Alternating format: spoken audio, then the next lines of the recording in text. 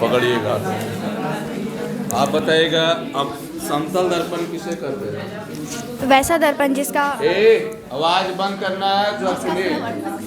वैसा दर्पण जिसका प्रवर्तक सतह समतल हो, उसी को समतल दर्पण कहते हैं। समतल दर्पण में वस्तु को दाईं ओर रखते तो उसका प्रतिबिंब कहाँ बनता है? बाईं ओर। समतल दर्पण में कैसा प्रतिबिंब बनता है?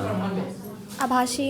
आभासी और वस्तु और से सीधा हाँ। बनता है ना। आप बताइएगा, समतल दर्पण के वर्धन क्या होता है?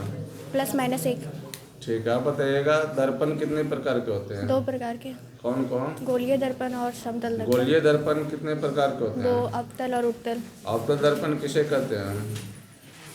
वैसा दर्पण जिसका परावर्तक सतह उभरा हुआ हो और वैसा दर्पण जिसका परावर्तक सतह रंगा हुआ हो और अंदर का सतह धंसा हुआ हो उसे गलत बोल रहे हो। फिर से बोलो। अवतल दर्पण।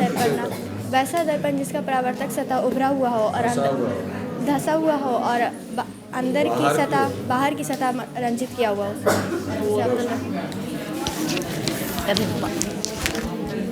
आप बताइएगा,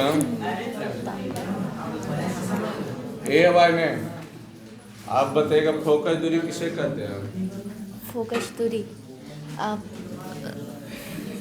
फोकस दूरी किसे कहते हैं? गोलीय दर्पण में ध्रुव और मुख्य फोकस के बीच की दूरी को फोकस दूरी कहते हैं। ठीक है। आप बताइएगा, उत्तल दर्पण का फोकस दूरी क्या होता है? लिखाए थे साहब? नहीं। उत्तल दर्पण की फोकस दूरी की चिन्ह नहीं लिखाए थे। आप बताइएगा, समतल दर्पण किसे कहते हैं? वैसा दर्पण जिसका प्रवर्तक सतह समतल हो उसे समतल किसे कहते हैं? दर्पण के मध्य बिंदु को ध्रुव कहते हैं। ध्रुव किसे? चलो उसको दोष। आप बताइएगा, मुख्य फोकस किसे कहते हैं? मुख्य फोकस किसे कहते हैं? प्रधान अक्ष के जिस बिंदु पर सर दूसरा पूछिए ना सर। दूसरा पूछिए।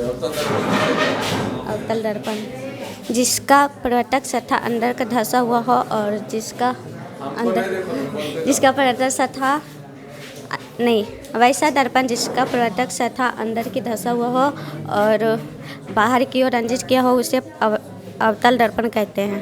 आप बताइएगा, समतल दर्पण का जो है फोकस दूरी कितना होता है? अनंत होता है। ठीक है। आप बताइएगा, गोलीय दर्पण किसे कहते हैं? गोलीय दर्पण सर बोला लिखाए थे, वो मेरा में लिखा हुआ नहीं। लिखाए थे?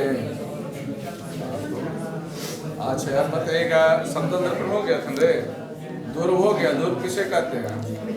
ध्रुव गोलीय दर्पण के मध्य बिंदु को ध्रुव कहते हैं। वक्रता केंद्र किसे कहते हैं? मध्य बिंदु को वक्रता केंद्र कहते हैं।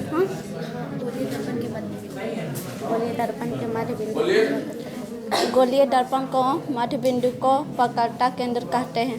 ध्रुव किसे कहते हैं? दर्पण के मध्य बिंदु को ध्रुव कहते हैं।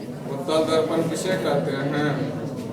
वैसा दर्पण जिसका प्रवर्तक सतह उत्तल दर्पण से उभरा या धंसा हुआ हो। वैसा दर्पण जिसका प्रवर्तक सतह उभरा या धंसा हुआ हो उसे उत्तल दर्पण कहते हैं।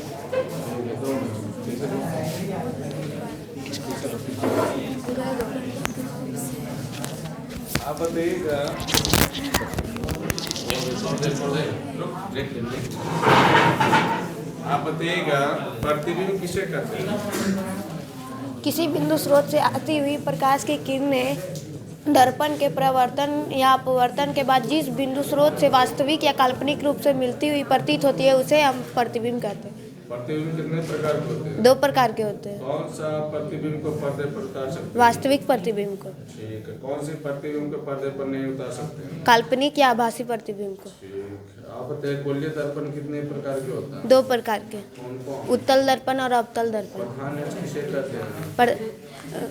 गोलीय दर्पण में वक्रता केंद्र से गुजरने वाली सरल रेखा को प्रधान या मुख्य अक्ष कहते हैं। आप बताइए, वक्रता केंद्र किसे कहते हैं?